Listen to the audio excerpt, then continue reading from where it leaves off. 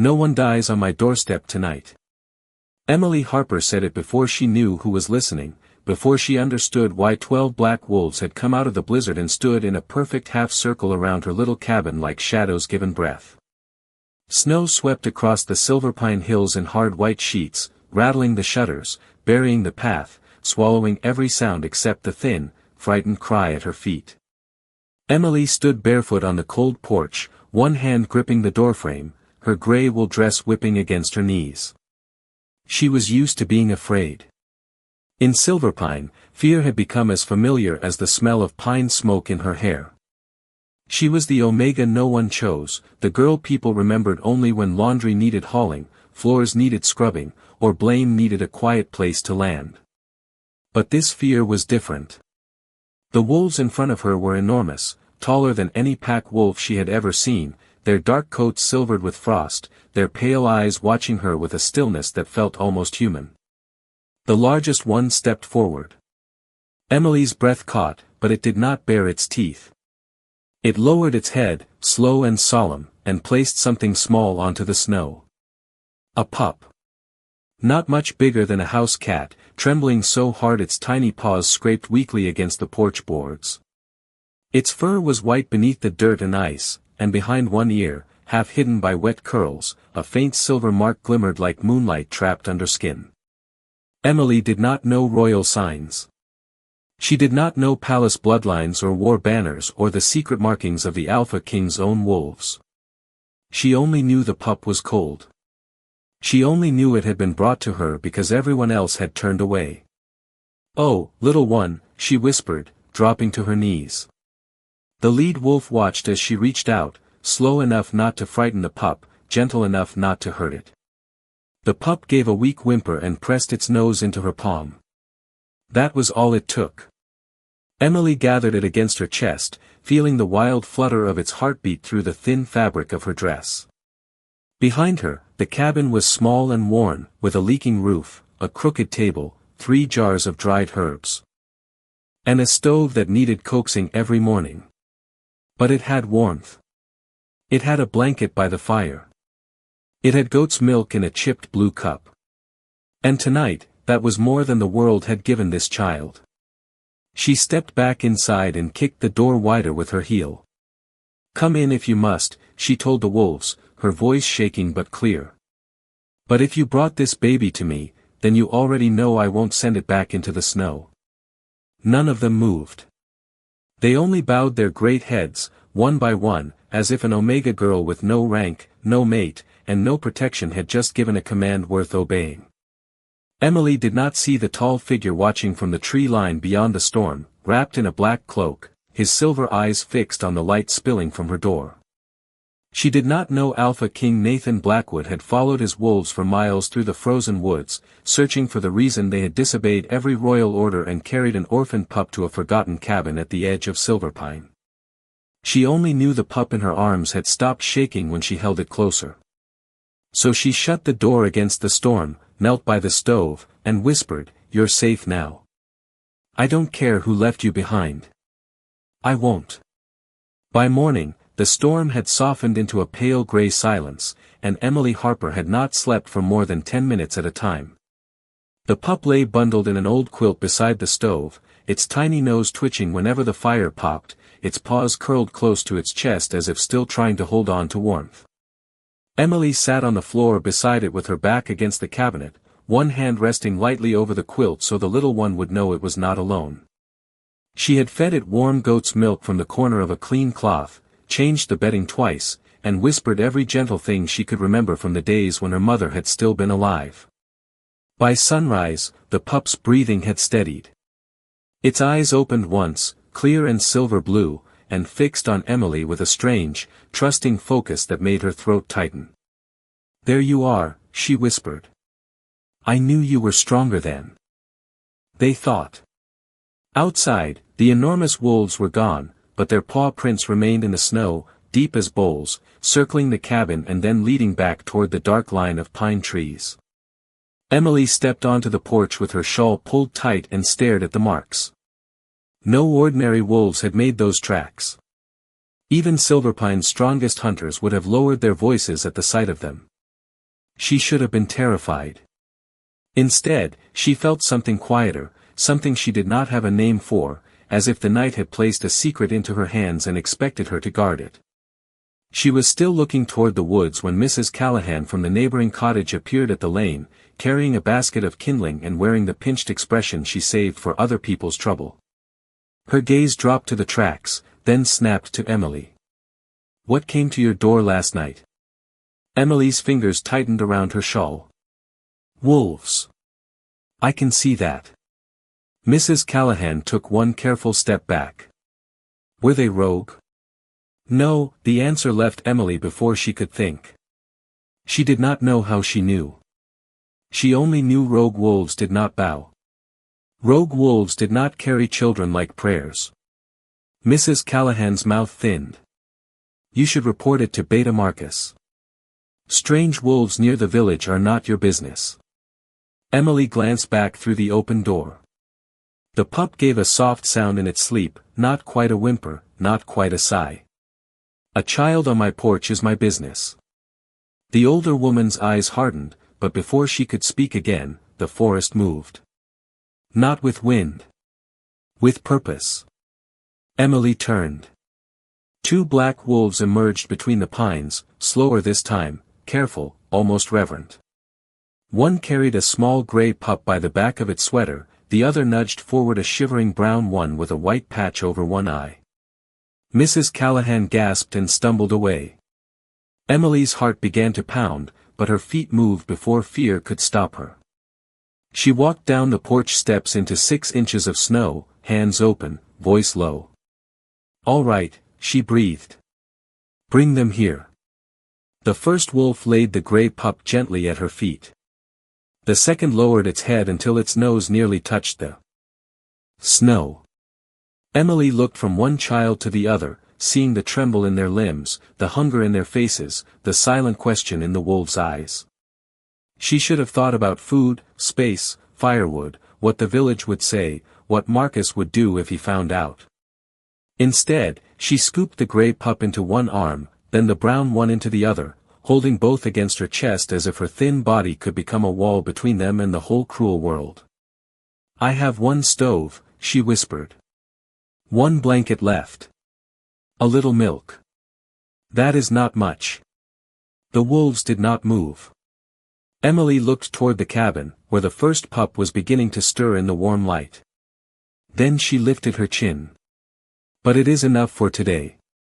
Far beyond the trees, unseen beneath the shadow of a snow-heavy pine, Nathan Blackwood watched the forgotten Omega carry the children inside. His royal wolves had ignored his command to return to the palace. Now he understood why. They had not found weakness at the edge of Silverpine. They had found a door that never closed. By the third day, Emily Harper's cabin no longer sounded like a lonely place. It breathed with tiny sighs, soft paws, sleepy murmurs, and the careful scrape of wooden bowls across the floor.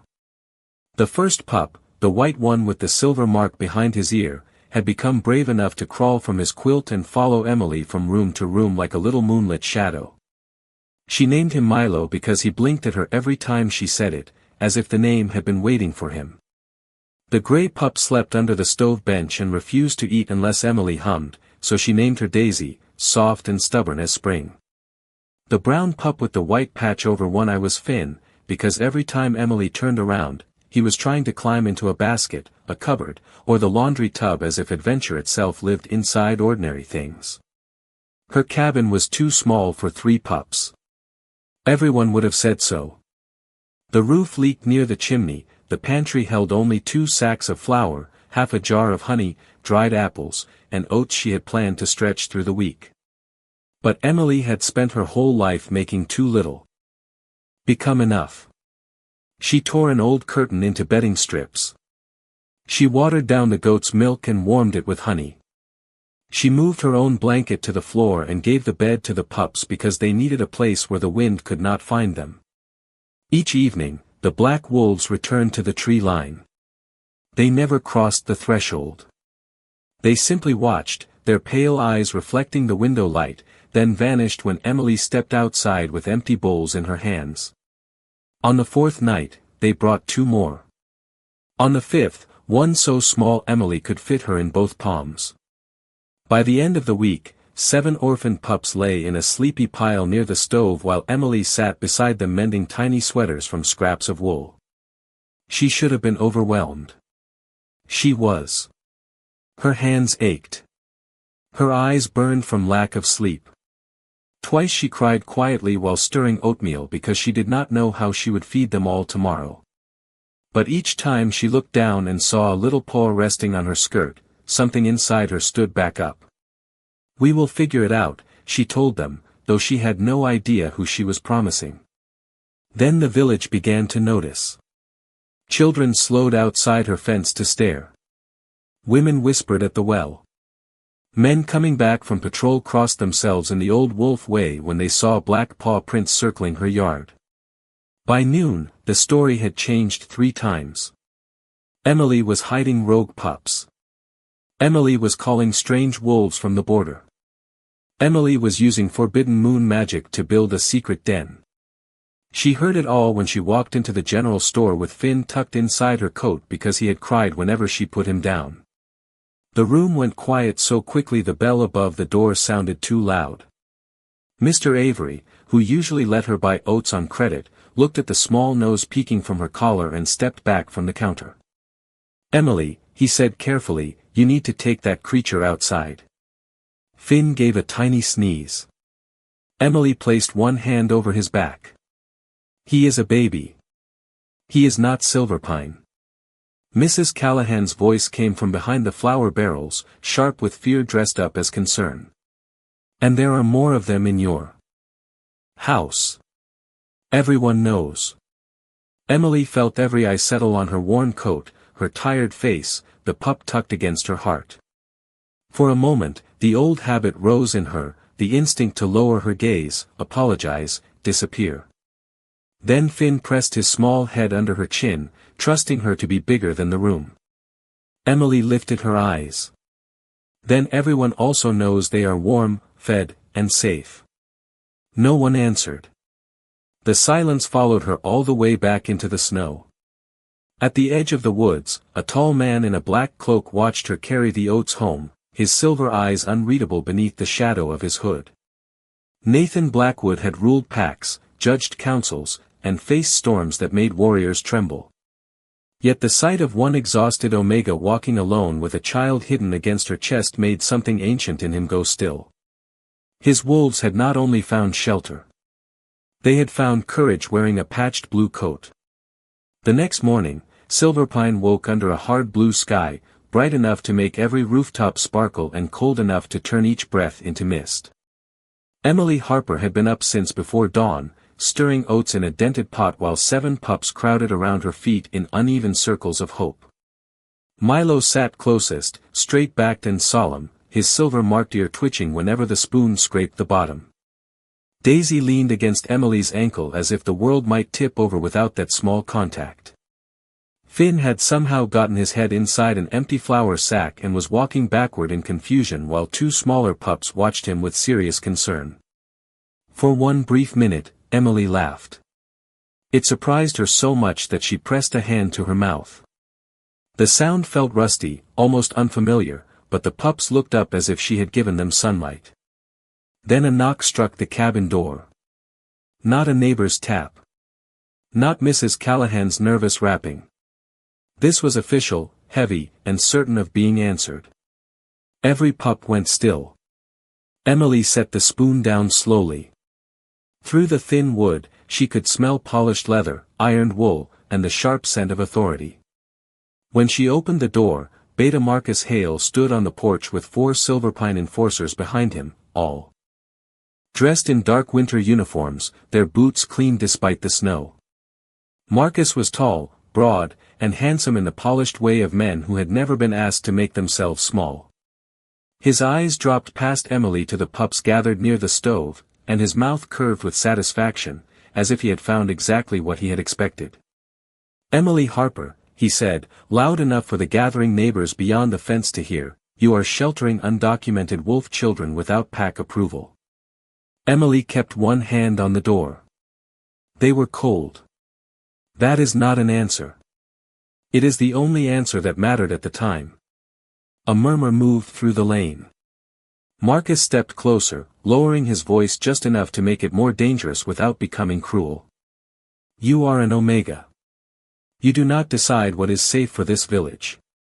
Emily felt the old words land in the old places. Omega.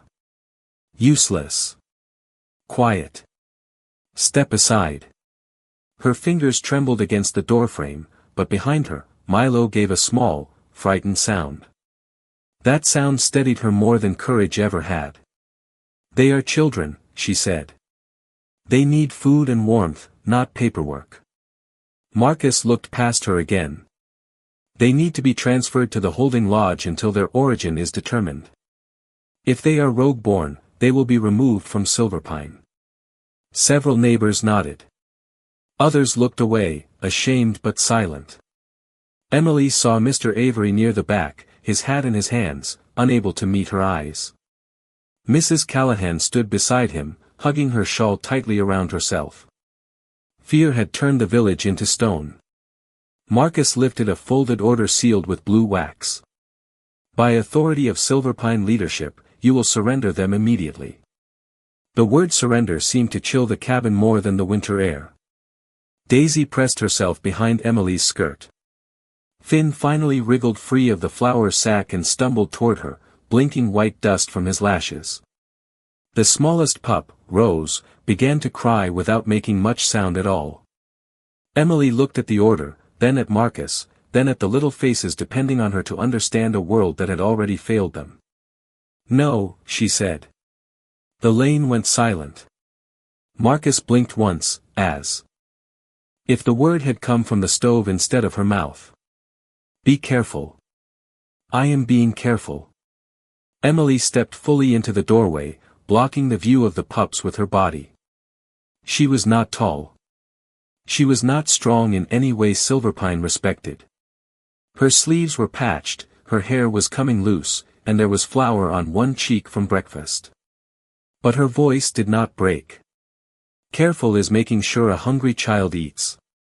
Careful is warming their hands before asking where they came from. Careful is not dragging them from the first place they slept without fear. Marcus's jaw tightened. You think kindness makes you above the law? Emily shook her head. No. I think fear should not be mistaken for wisdom. The neighbors shifted. Something in the air changed, almost too slight to name. At the edge of the woods, unseen by the crowd, the black royal wolves gathered between the pines, silent as midnight. And behind them, Nathan Blackwood stood with his cloak moving softly in the wind, his silver eyes fixed on the Omega at the door. He had heard council speak for hours and say less. He had seen warriors promise loyalty with their knees bent and their hearts empty. But Emily Harper, with 7 orphaned pups hiding behind her skirt, had just challenged a village with nothing but a shaking hand and a truth no crown could improve. Marcus Hale stared at Emily as if she had forgotten the natural order of the world and needed only one sharp reminder to remember it. The silence in the lane stretched thin. Snow slid from the cabin roof in a soft rush, and every neighbor flinched as though the sound had spoken for them. Emily did not move from the doorway. Behind her, 7 pups pressed close together, their small breaths uneven, their eyes fixed on the tall beta filling the porch. Marcus folded the order once, slowly, then tucked it back inside his coat. You are making this harder than it has to be, he said. Emily swallowed. Her throat felt dry, but her voice came out steady. No. You are. A few people in the lane shifted their feet. Mrs. Callahan looked down. Mr. Avery took one step forward, stopped, then looked at the snow as if it might offer him courage. Marcus noticed everything. His expression cooled. These children will be examined. Their bloodlines will be recorded. Their future will be decided by those qualified to protect Silverpine. Their future started the moment they stopped being alone, Emily said. And none of you came then. The words were not loud, but they traveled. They moved over the fence, across the frozen lane, into every pair of listening ears. Emily saw the truth land where excuses had been standing. No one had come. Not when the first cry cut through the blizzard. Not when strange paw prints circled her yard. Not when she walked to the store with tired eyes and a pup hidden inside her coat. They had watched. They had whispered. They had waited for someone stronger to decide whether mercy was allowed. Marcus turned, giving the gathered villagers a look that made their faces close again. Enough. He gestured toward the enforcers. Bring the carriers. 2 men moved to the sled waiting by the fence, where small wooden crates had been lined with thin blankets. They were clean, orderly, official, and colder than Emily could bear to imagine. Daisy made a frightened sound and clung to the back of Emily's skirt. Milo stepped in front of the others, tiny chin lifted, trying to be brave with legs that still trembled. Something inside Emily's chest tightened until it almost hurt. She stepped down onto the porch, pulling the door partly closed behind her. You can write my name on every complaint in Silverpine, she said. You can tell the council I am stubborn, foolish, and impossible. But you will not put children who finally slept through the night into boxes because grown wolves are scared of a story they have not bothered to understand. Marcus's eyes narrowed. You have no rank to speak this way to me. Emily looked at the villagers, then back at him. Maybe not. But I have a porch they came to. I have arms they trusted. I have names for every single one of them. That is more than a rank. For one heartbeat, nobody breathed. Then the smallest pup, Rose, slipped through the crack in the door and toddled onto the porch. Her fur was cream-colored, her ears too large for her head, and one of Emily's old mittens had been tied around her middle like a sweater. She blinked up at Marcus, then turned and pressed her face into Emily's boot. The sight changed the lane. It was not dramatic. It was worse than dramatic. It was simple. A baby choosing the only person who had chosen her first. Mr. Avery finally removed his hat. Beta hail, he said quietly, maybe we should wait. Marcus turned on him. Excuse me. The shopkeeper's voice shook, but he did not stop. Until the Alpha King's court can be notified. If the wolves that brought them were as large as people say, this may be above Silverpine authority. A murmur rose, nervous and uncertain, but no longer empty. Marcus's control thinned across his face. He looked toward the woods for the first time, perhaps sensing what Emily had not yet seen. Between the pines, black wolves stood shoulder to shoulder, silent, watchful, their pale eyes fixed on the porch. The enforcers froze beside the sled. Emily followed their gaze, and her breath caught. The wolves had returned. Not to bring another pup this time. To stand behind the ones she already protected. Farther back, beneath the shadow of the tallest pine, Nathan Blackwood remained still, but his hand had lowered from beneath his cloak, revealing a silver royal ring that caught the winter light. His face was calm. His eyes were not. Marcus stared at the tree line, color draining from his cheeks as recognition began to break through pride. Emily did not know why the beta suddenly looked afraid. She only bent down, lifted Rose into her arms, and held her close. It is all right, she whispered to the pup, though her own heart was racing. No one is taking you today. From the woods, the lead black wolf bowed its head. And this time, every villager saw it. The bow of the lead wolf did what Marcus Hale's command could not. It made Silverpine fall silent with respect instead of fear. Emily stood on the porch with Rose tucked beneath her chin, feeling the little pup's heartbeat tap fast against her collarbone. The black wolves remained at the edge of the woods, their bodies half hidden by pine shadow and morning light, yet every person in the lane understood they were not waiting for permission. Marcus took one slow step back from the sled. His enforcers did the same, their hands lifted away from the carriers as if the crates had suddenly become a mistake too heavy to touch. Emily looked from the wolves to Marcus, confused by the change in him. The beta who had filled her doorway with certainty now looked as if the snow under his boots might give way. "Those are royal wolves," Mr. Avery whispered, and the words moved through the crowd like a match touching dry paper. Royal wolves.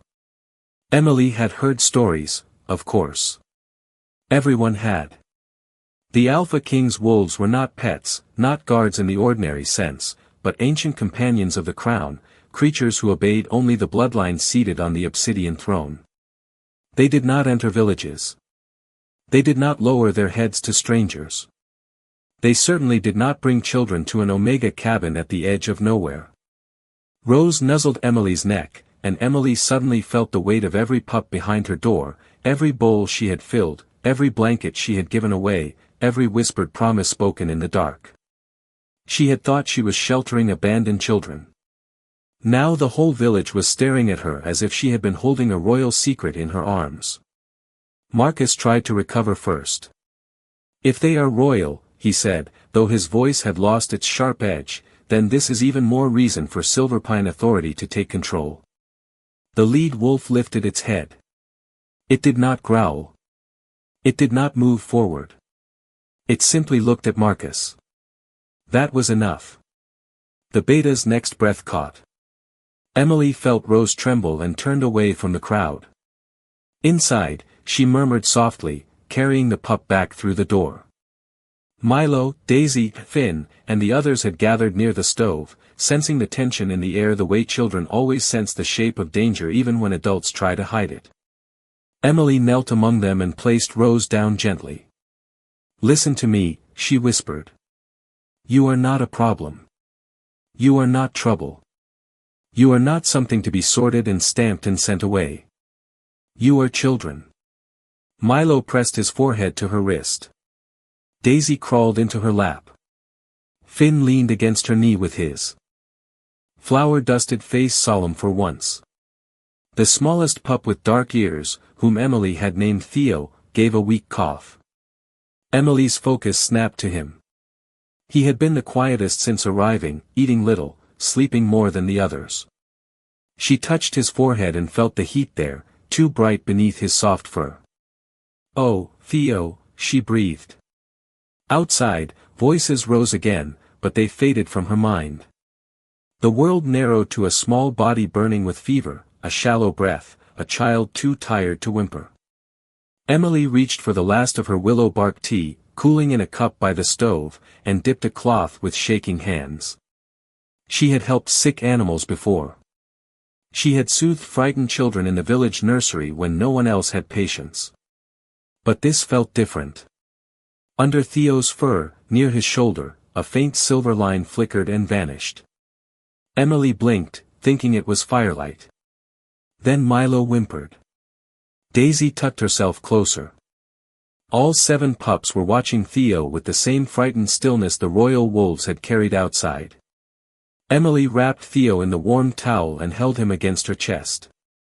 "Stay with me," she whispered. "Please, sweetheart, stay with me." His breath hitched once, then thinned.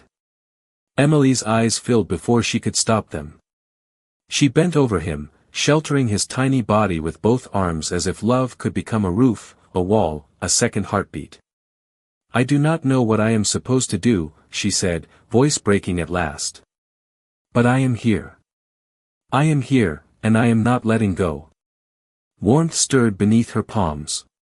At first, she thought it came from the stove. Then the warmth deepened, silver and soft, spreading through her hands like moonlight poured into skin.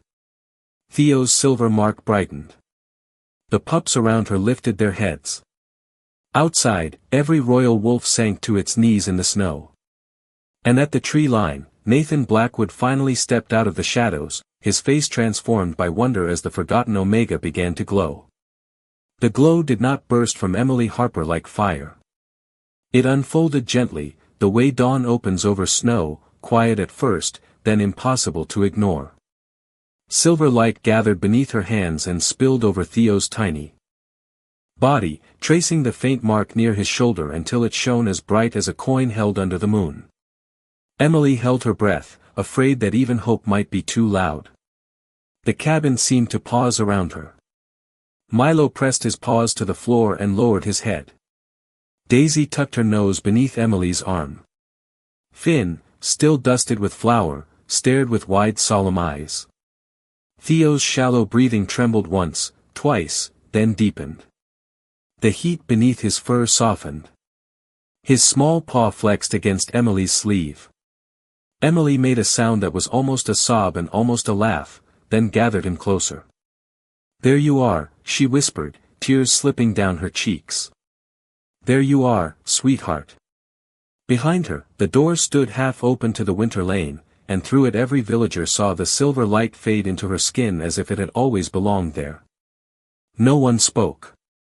Even Marcus Hale stood frozen at the bottom of the porch steps, his official order forgotten in his hand. Then the royal wolves outside lowered themselves fully into the snow, not in fear, not in command, but in recognition. Emily looked up only when a new presence entered the yard, changing the air before he said a word. A tall man walked out from between the pines, black cloak moving behind him, dark hair touched with snow, silver eyes fixed on the cabin door. The villagers knew him before their minds accepted it. One by one, knees bent. Heads bowed. Mr. Avery dropped his hat completely. Mrs. Callahan covered her mouth with both hands. Marcus turned pale. Emily did not bow because she was still on the floor with Theo in her arms, surrounded by 7 pups who had curled themselves around her like she was the center of their small world. The man stopped at the porch, and when he looked at her, Emily felt the strange stillness of the wolves in him, the same ancient patience, the same watchful grief. "Emily Harper," Marcus said quickly, his voice tight with panic, "His Majesty, Alpha King Nathan Blackwood." Emily's heart struck hard against her ribs. The Alpha King. The ruler of the Northern Crown. The man mothers warned their children about when they wandered too close to the dark woods. The king whose name carried through packs like thunder over mountains. And yet he did not look at her as if she were beneath him. He looked at Theo first, then Milo, Daisy, Finn, Rose, and the others, counting each child with a pain so carefully controlled it made Emily's anger soften into confusion. "They are yours," she said, not quite a question. Nathan's jaw tightened. "They are the children of my royal guard." His voice was low, steady, and heavy with something older than sorrow. Their parents were lost protecting the border settlements during the last winter raids. We searched for every surviving pup, but some were hidden so well even my trackers could not find them. Emily looked down at the children, seeing their fear, their hunger, their desperate trust in a new and aching light. "Then why did the wolves bring them to me?" Nathan stepped inside, but only as far as the threshold, as if asking the cabin itself for permission. The lead wolf remained behind him, head bowed. "Because they knew what my court forgot," he said. "A child does not need a perfect house first. A child needs a heart that opens before the questions begin." The words settled over the room. Emily felt them touch every tired part of her. Marcus cleared his throat from outside. "Your Majesty, I was only trying to secure the village." Nathan did not turn. "No, Beta Hale. You were trying to make fear look responsible." The lane went completely still. Emily saw Marcus lower his gaze. Nathan's eyes returned to her, and for the first time, his voice softened. "My wolves disobeyed me for 7 days. They carried royal children past armed patrols, through snow, across frozen creeks, and brought them to one forgotten door." He looked at Theo, now sleeping peacefully against Emily's chest. "Now I understand. They were not disobeying their king. They were obeying the moon." Emily could not speak. Rose climbed into her lap. Milo leaned against her knee. Nathan slowly lowered himself to one knee at the threshold, and the entire village seemed to forget how to breathe. The Alpha King bowed his head to the Omega girl in the patched blue coat and said, "Thank you for saving what my crown failed to protect." Nathan Blackwood remained on one knee at Emily Harper's threshold, and for a moment, the whole world seemed to hold itself still around that impossible image. The Alpha King, ruler of the Northern Crown, bowed before an omega whose floor was covered in quilt scraps, oatmeal bowls, and 7 orphaned pups blinking at him through the soft silver afterglow of her gift. Emily did not know what to do with gratitude from a king. She barely knew what to do with kindness from anyone. Her arms tightened around Theo, who slept against her chest as if nothing extraordinary had happened, as if being brought back from the edge of illness by moonlight was simply another part of belonging to her. "Please stand," Emily said softly, because the sight of Nathan kneeling made her uncomfortable in a way praise always had. Nathan lifted his head, and his silver eyes met hers without command, without pity. Not until Silverpine understands what it nearly did. His voice carried through the open door and across the lane. Marcus Hale lowered his gaze, but Nathan finally turned toward him. The king rose slowly, not with anger, but with a calm that made every excuse in the village feel too small to survive. "These children are not evidence," Nathan said. "They are not burdens, threats, or mistakes to be managed. They are royal wards under my protection, and from this moment forward, under hers." The last word landed softly, but it changed everything. Emily looked up, startled. "Mine?" Nathan turned back to her. "They chose you before I arrived. My wolves confirmed it. Your gift confirmed it. But most of all, your actions confirmed it." Emily shook her head once, overwhelmed. "I only did what anyone should have done." "That is why it matters," Nathan said. "Most people call mercy ordinary until it costs them something. You paid in sleep, food, warmth, reputation, and fear. You still opened the door." Behind him, the villagers listened with faces pale from shame. Mrs. Callahan began to cry silently into her shawl. Mr. Avery stepped forward with both hands open. "Miss Harper," he said, voice rough, "the store has oats, canned milk, blankets. Whatever you need, I should have brought it sooner." Emily looked at him, and for one painful second, all the days of being invisible rose inside her. She could have turned away. She could have let silence punish them. Instead, Daisy nudged her hand, and Emily remembered what hunger did to small bodies and what fear did to grown ones. "Bring it now," she said. "That will be enough for today." Mr. Avery nodded quickly, almost grateful for the chance to be useful. One by one, others moved. A woman offered quilts. A teenager ran to fetch firewood. Someone opened the gate that had always separated Emily's yard from the village lane, and for the first time, no one treated her cabin like a place of shame. Marcus stood apart, stiff and silent, until Nathan faced him again. "Beta Hale, leadership is not the power to remove what frightens you. It is the responsibility to protect what depends on you." Marcus swallowed. "Yes, Your Majesty. You will report to the royal court at dawn." There was no threat in the words, only consequence, and somehow that made them heavier. Emily carried Theo back to the quilt near the stove, where the other pups immediately crowded around him. Milo looked from Nathan to Emily, then gave one small approving huff, as if the king had passed a test only he knew existed. Nathan stepped inside fully now, careful not to disturb the children. In the little cabin, his presence should have felt too large, too royal, too powerful. Instead, he stood near the fire with snow melting on his cloak and sorrow quieting in his eyes. "I spent weeks searching for them," he said, so low only Emily heard. "Every night I wondered if I had failed them forever." Emily looked at the pups, warm and breathing and safe. Maybe they were searching too. Nathan followed her gaze. "For what?" Rose crawled clumsily over Emily's slipper and settled there with a sigh. Emily brushed one finger over the pup's soft ear. "For home." Nathan was silent for a long breath. Then he removed his black cloak and placed it around Emily's shoulders, not as a claim, not as a command, but as a shield offered with both hands. Outside, the royal wolves lifted their heads to the pale winter sky and sang, low and gentle, while the village listened. And in the warmth of the small cabin, the silver mark on Emily's wrist glimmered once more, answering them like a promise.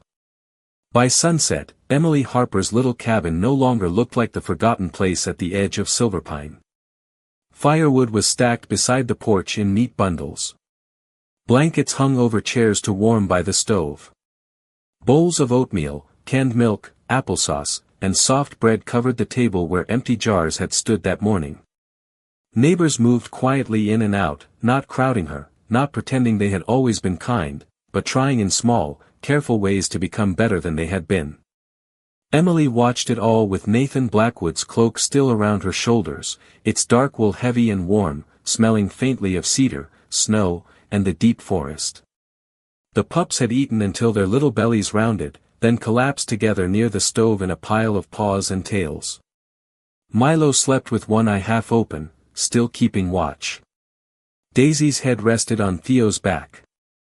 Finn had curled inside an empty basket as if he had finally found the adventure he had been searching for. Rose slept on Emily's slipper, unwilling to let even sleep take her too far away. Nathan stood by the window, looking at them with a softness that made him seem less like a king carved from winter and more like a man who had found something he was afraid to lose. "The palace has rooms for them," he said quietly. "Healers, tutors, guards, everything they could need." Emily nodded, because she knew it was true. A palace could offer more than a leaking cabin ever could. More food. More warmth. More safety. Still, her heart tightened at the thought of waking up to silence again. Nathan saw the answer she was trying to hide. "But rooms are not the same as home," he added. Emily looked down at Rose. "They should have both." The corner of Nathan's mouth softened, almost a smile. "Then they will."